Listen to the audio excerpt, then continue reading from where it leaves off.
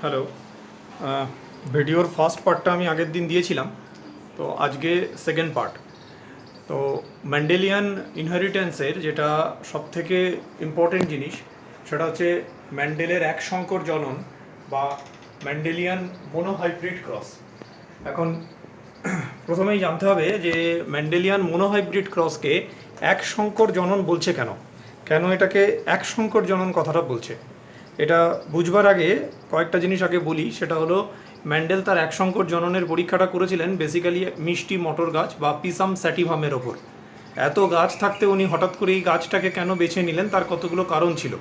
এক নম্বর, এটা খুব ইজিলি অ্যাভেলেবেল, খুব সহজলভ্য, খুব সংক্ষিপ্ত জীবনচক্র, এক বছরের মধ্যেই বেশ কয়েকটা জীবনচক্র সম্পন্ন হয়। ফুলগুলো যথেষ্ট বড় এবং উভলিঙ্গ ফুল, স্বপরাগযোগ ঘটানো সহজ। তোমাদের বইয়ে দেখবে কেন মন্ডেল পিসাম স্যাটিভামকে নির্বাচন করেছিলেন, এরকম 5-6টা পয়েন্ট দেয়া আছে, ওটা একটু পড়ে নেবে যে ম্যান্ডেলের মটর গাছের নির্বাচনের কারণ কী ছিল। আর একশঙ্কর জননের জন্য ম্যান্ডেল অ্যাকচুয়ালি যে চরিত্রটা নিয়েছিলেন সেটা হচ্ছে কাণ্ডের দৈর্ঘ্য। আমি আগের দিনই বলেছিলাম কাণ্ডের দৈর্ঘ্যের এই চরিত্রের দুটো বৈশিষ্ট্য আছে, একটা হচ্ছে লম্বা আর একটা বেঁটে। তো লম্বা বৈশিষ্ট্যের জন্য দায়ী জিনটা হচ্ছে ক্যাপিটাল টি, আর বেঁটে বৈশিষ্ট্যের জন্য দায়ী জিনটা হচ্ছে স্মল টি। একে এক সংকর জনন কেন বলছে না, ম্যান্ডেল এক জোড়া বিপরীত বৈশিষ্ট্য নিয়েছিলেন। যেহেতু এখানে এক জোড়া বিপরীত বৈশিষ্ট্য আছে, তাই এটা ছিল এক সংকর জনন। এইখানে একটু বলে রাখি, সংকরায়ন কথাটার মানে হচ্ছে কৃত্রিমভাবে যদি নিষেক ঘটানো হয় তখন তাকে সংকরায়ন বলে। এইটা পরীক্ষার জন্য ম্যান্ডেল নিজে কৃত্রিমভাবে এই জননটা করছেন, এটা ন্যাচারালি হয়নি বা প্রাকৃতিক নিয়মে হয়নি, তাই একে বলছে সংকরায়ন। আর সংকরায়নের সময় যদি এক জোড়া বিপরীত বৈশিষ্ট্য গ্রহণ করা হয় তখন তাকে বলে এক সংকরায়ন। এরপরে আমরা দেখব যে দুজোড়া বিপরীত বৈশিষ্ট্য নিয়েও ম্যান্ডেল একটা পরীক্ষা করেছিলেন, সেটাকে আমরা তখন বলবো দ্বিসংকর জনন। এরকমভাবে যদি 3 জোড়া বিপরীত বৈশিষ্ট্য নেওয়া হয় তখন তাকে ত্রিসংকর জননও বলা হবে, সেটা আমাদের নেই। যাই হোক, তো এক সংকর জনন কেন না, যেহেতু এক জোড়া বিপরীত বৈশিষ্ট্য নেওয়া হয়েছে তাই এটাকে এক সংকর জনন বলছে। তো ম্যান্ডেল যে গাছটা নিয়েছিলেন প্রথমে দেখো, সেটা একটা হচ্ছে বিশুদ্ধ লম্বা, যেটা ক্যাপিটাল টি দিয়ে উনি চিহ্নিত করেছেন, এবং তার সঙ্গে ক্রস করিয়েছিলেন বিশুদ্ধ বেঁটে।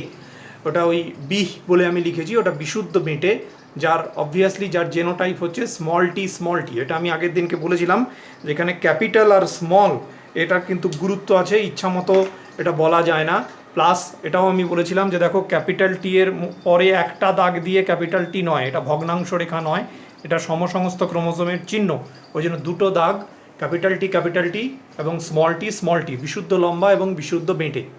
তো এখান থেকে আমরা যে গ্যামেট পেলাম, এই সেটা হচ্ছে শুধু ক্যাপিটাল টি অথবা শুধু স্মল টি। এখন এই গ্যামেট ফরমেশনের নিয়ম কী না, আমরা জানি গ্যামেট তখন তৈরি হয় তখন মিওসিস কোষ বিভাজন হয়, আর মিওসিস কোষ বিভাজনে ক্রোমোজোম সংখ্যা অর্ধেক হয়ে যায়।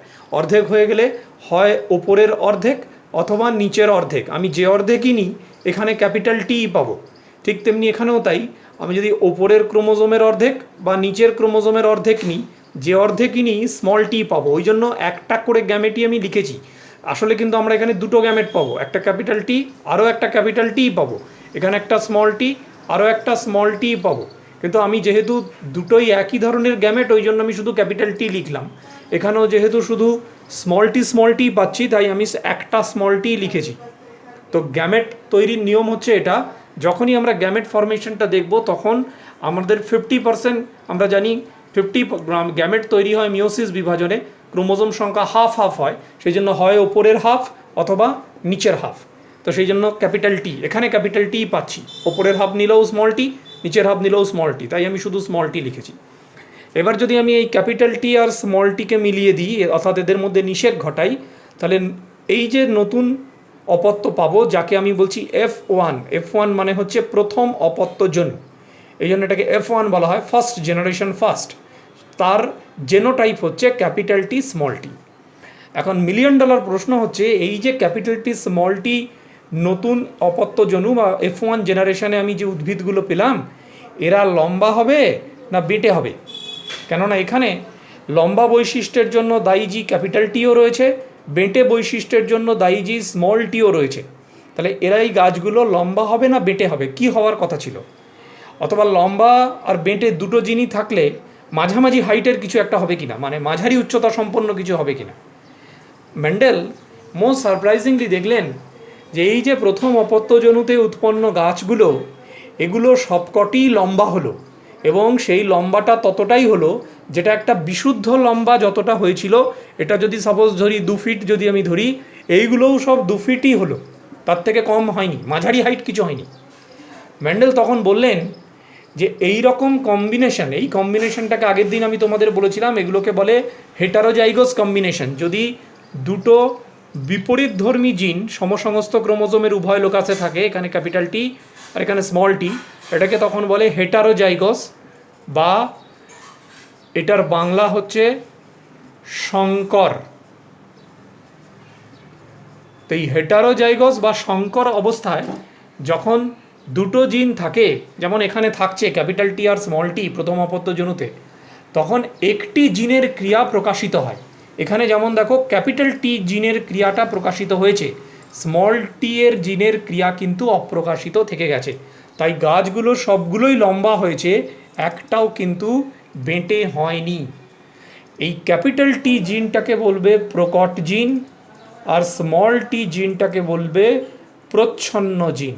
এইটা আমি আগের দিন তোমাদের করাইনি, আমি বলেছিলাম যে এটা আমি পরের ভিডিওতে পাঠাবো।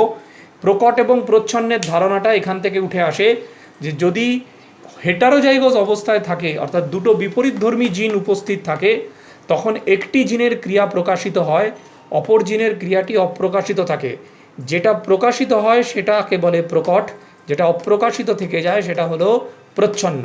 এখানে ক্যাপিটাল টি জিনটা স্মল টি এর জিনের ক্রিয়াটাকে চেপে দেয়, সেটাকে প্রকাশ হতে দেয় না। তাই গাছগুলো সবাই লম্বা হয়েছে, কোনো গাছই কিন্তু বেটে হয়নি। তাই প্রথম অপত্যজনুতে উৎপন্ন সমস্ত উদ্ভিদগুলোই 100%ই এক্ষেত্রে লম্বা হয়। এটা একটা প্রশ্ন আসে যে মেন্ডেলের এক সংকর জননে উৎপন্ন গাছগুলো সবাই লম্বা কেন হয়? তখন বলতে হবে যে ক্যাপিটাল টি জিনটি স্মল টি জিনের ওপর প্রকট, তাই মেন্ডেলের এক সংকর জননে উৎপন্ন সমস্ত গাছগুলোই লম্বা হয়েছিল, যেহেতু ক্যাপিটাল টি এর জিনের ক্রিয়াটি প্রকাশিত হবে, স্মল টি জিনের ক্রিয়াটি প্রকাশিত হবে না। নেক্সট মেন্ডেল এখানে যেটা করলেন সেটা হচ্ছে এরকম প্রথম অপত্যজনুতে ক্যাপিটাল টি স্মল টি যেমন একটা গাছ আছে, এই রকমই আর একটা ক্যাপিটাল টি স্মল টি। প্রথম অপত্যজনুতে তো একটা গাছ হয়নি, হয়তো 100 বা 200-250 গাছ হয়েছে। তো এরকম তিনি দুটো গাছকে নিয়ে এলেন, তাদের মধ্যে তিনি জনন ঘটালেন, এটাকে বলে সেলফিং বা স্বপ্রজনন।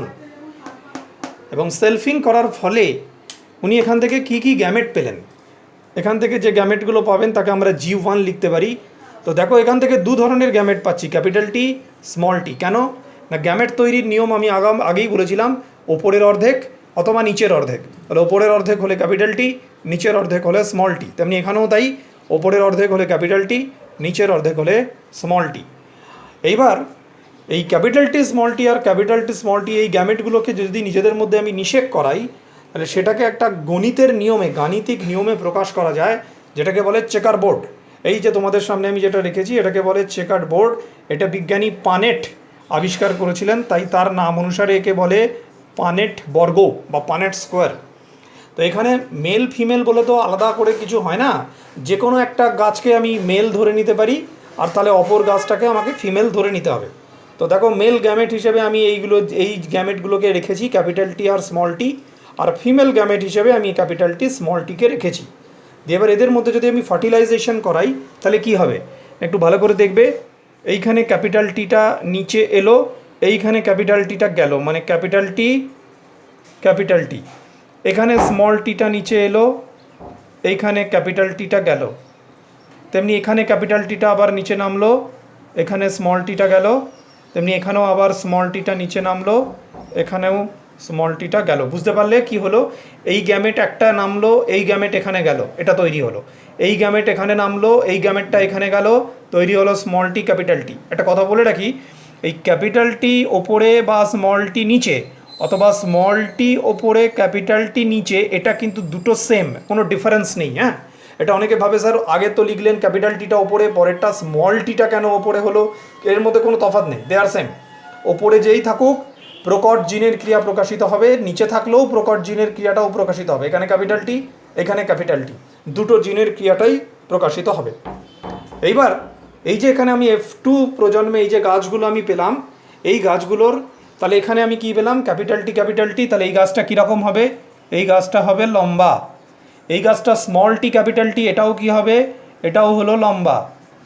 ক্যাপিটাল টি স্মল টি, এটাও কি হবে, এটাও হলো লম্বা। আর স্মল টি এই গাছটা কি হবে, এই গাছটা হবে বেঁটে। তাহলে F2 প্রজন্মে দেখো 3টে লম্বা পেলাম আর একটা বেঁটে পেলাম, তাহলে 3:1 লম্বা ইস্টু বেঁটে। এটা হলো মেন্ডেলের এক সংকর জননের ফেনোটাইপিক অনুপাত বা ফেনোটাইপিক অনুপাত। আর আমি এই গাছগুলোর, এই F2 প্রজন্মের গাছগুলোর যদি জেনোটাইপ দেখি, তাহলে দেখব যে ক্যাপিটাল টি কটা আছে, ক্যাপিটাল টি একটা আছে, ক্যাপিটাল টি কটা পেয়েছি, দুটো পেয়েছি, আর স্মল টি কটা পেয়েছি, একটা পেয়েছি। তাহলে 1:2:1 এটা হলো মেন্ডেলের এক সংকর জননের জেনোটাইপিক অনুপাত। আগেরটা ছিল ফেনোটাইপিক অনুপাত যেটা ছিল 3:1, আর এটা হলো 1:2:1 জেনোটাইপিক অনুপাত। কেননা জেনোটাইপগুলো আলাদা। আমি আগেই বলেছিলাম জেনোটাইপ হচ্ছে জিন সজ্জাক্রমের ভিত্তিতে নির্ধারিত বৈশিষ্ট্য। ক্যাপিটাল টি একটা জেনোটাইপ, ক্যাপিটাল টি একটা জেনোটাইপ, স্মল টি এটা একটা জেনোটাইপ। লম্বা কিন্তু দেখো 3টে লম্বা একটা বেঁটে, কিন্তু জেনোটাইপের বেলায় কিন্তু 1:2:1 হচ্ছে।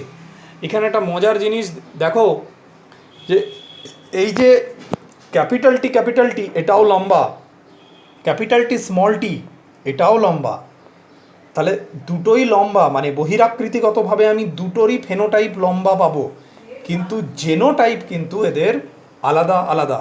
অর্থাৎ এখান থেকে বলা যেতে পারে যে বাইরের ফেনোটাইপ দেখে বলা যায় না তার জেনোটাইপ কি হবে।